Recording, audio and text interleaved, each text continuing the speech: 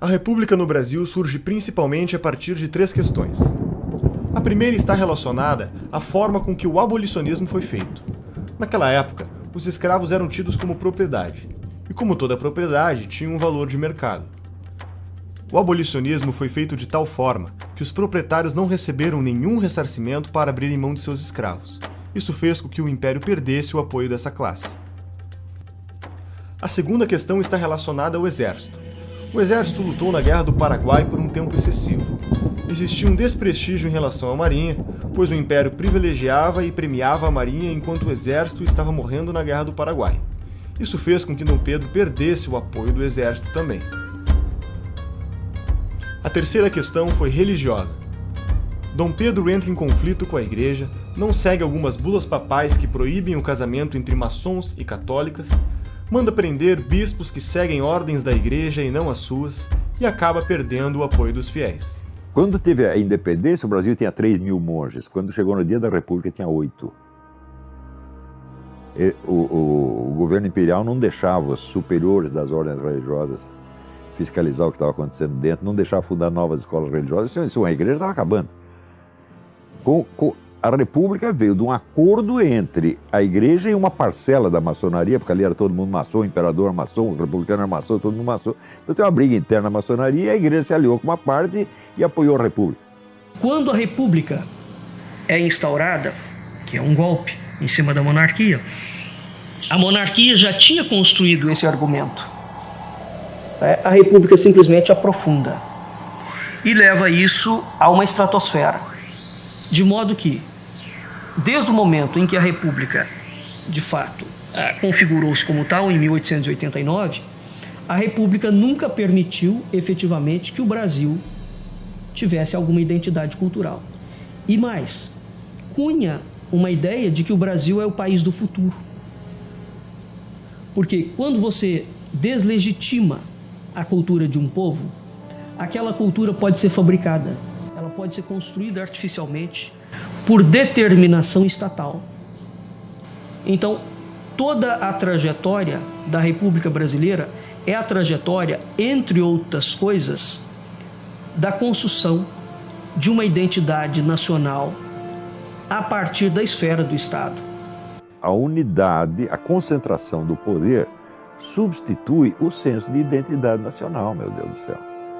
Quer dizer, se não existe uma unidade de sentimento no povo, alguém tem que criar uma unidade artificial e impor. Você esquece tudo que o Brasil foi, toda a sua herança intelectual, a sua herança espiritual, a sua história e coloca outra. Aí você vai colocando a história de um movimento internacional. Pode ser um movimento comunista, mas isso pode acontecer, porque é o que a Olga Benar é parte do movimento comunista. Agora, não é só contra o comunismo que temos que nos aprender a nos defender, é qualquer outra coisa que queira tomar o lugar da verdade, o lugar da história, das nossas características próprias, da nossa voz, do nosso modo de ser no mundo. Qual é o modo de ser brasileiro no mundo? Você dificilmente encontra no Brasil algum político, algum estadista que tenha uma visão integral do Brasil. Geralmente a visão é paroquial, ele vê um pedacinho que é a classe dele, o grupo dele. Como pessoa da esquerda, ele só vê o seu próprio umbigo, né? Ninguém procura captar o Brasil inteiro, né?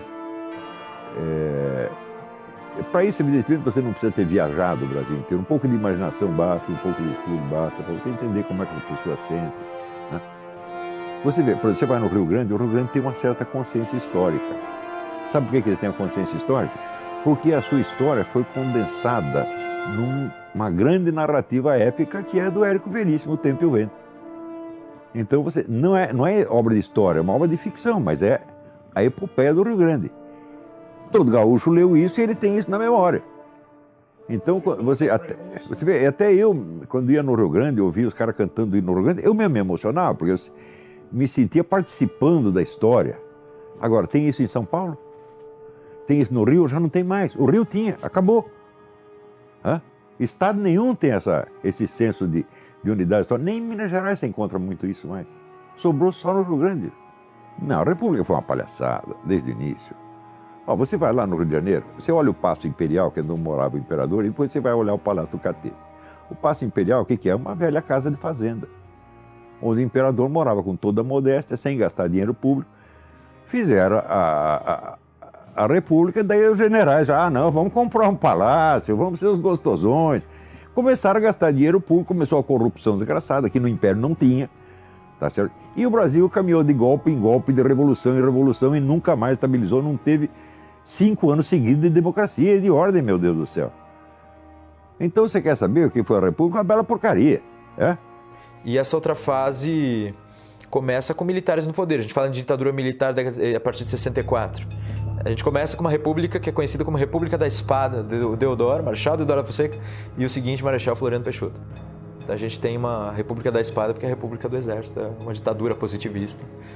Nossos 2 primeiros presidentes foram ditadores militares, digamos assim. Então, a Constituição foi feita em 1891, a Constituição já foi desrespeitada pelo segundo presidente da República.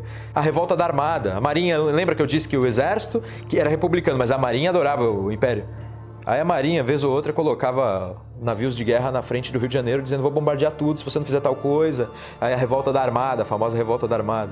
Começa assim a história da República. E dizem que não teve guerra civil no primeiro momento, mas aí depois tem revolta da Armada, depois tem Canudos, depois tem um monte de coisa. O Brasil precisa formar e reconhecer pessoas capacitadas, e esse reconhecimento de pessoas capacitadas nas diferentes áreas é que é uma possibilidade para que pessoas cresçam.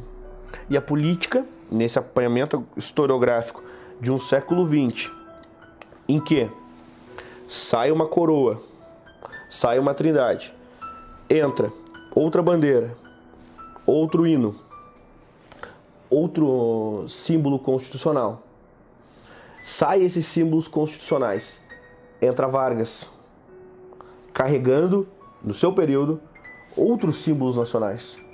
Quando nós voltamos à ideia de Deus presente na Constituição, que não é mais o Deus da Trindade, é o Deus laico, é o Deus que abre um conjunto de possibilidades em que até Vargas ou Lula podem ser o Messias. Sai Vargas, uma Brasília surge. E estou fazendo tudo isso assim, de forma acelerada. Sai Brasília, no sentido de apresentação simbólica, nós temos 64. Sai 64, nós temos um novo Brasil para muitos. O novo processo de independência ocorreu em 88. Sai 88, 2002. Eis o momento de libertação do povo. Não, a libertação do povo aqui já aconteceu. Já aconteceu há muito tempo. Então esse processo de mudanças simbólicas, esses vácuos, germina a existência de todo tipo de tirania. Deixa ali, as sementes estão bem postas. E isso até hoje. O Brasil é uma aberração total. Brasília matou o Brasil, né? Eu considero o Juscelino Kubitschek uma das maiores bestas quadradas que já houve na história do Brasil. Porque o Rio de Janeiro, ele era a síntese do Brasil, né? Se você pegar, por exemplo, a literatura brasileira, ela é toda feita de sujeito que saiu do Amazonas, do Ceará, do Rio Grande, aí foi parar no Rio. E aí no Rio você tinha o diálogo entre as várias culturas do Brasil, né? Agora mudou para Brasília, criaram lá um tipo de arquitetura que torna uma manifestação popular quase impossível, porque está longe e os edifícios são dispostos de tal maneira que o povo não tem sequer acesso. Vocês viram isso em março de 2015, não é isso? Agora, se o governo estivesse no Palácio do Catete, ele caía em 24 horas. Tá entendendo? Então criaram uma capital para ser uma ditadura. Existe um livro feito por 2 arquitetos soviéticos, cujo nome não me ocorre agora, são 2 nomes complicados, que chama Cidade Comunista Ideal. É o modelo de Brasília. E foi isso que eles fizeram lá. Quer dizer, você chama um negro comunista para fazer a capital do país. Ele vai fazer o quê? Uma arquitetura comunista, evidentemente. É um falso símbolo nacional. Brasília não condensa nada da nacionalidade.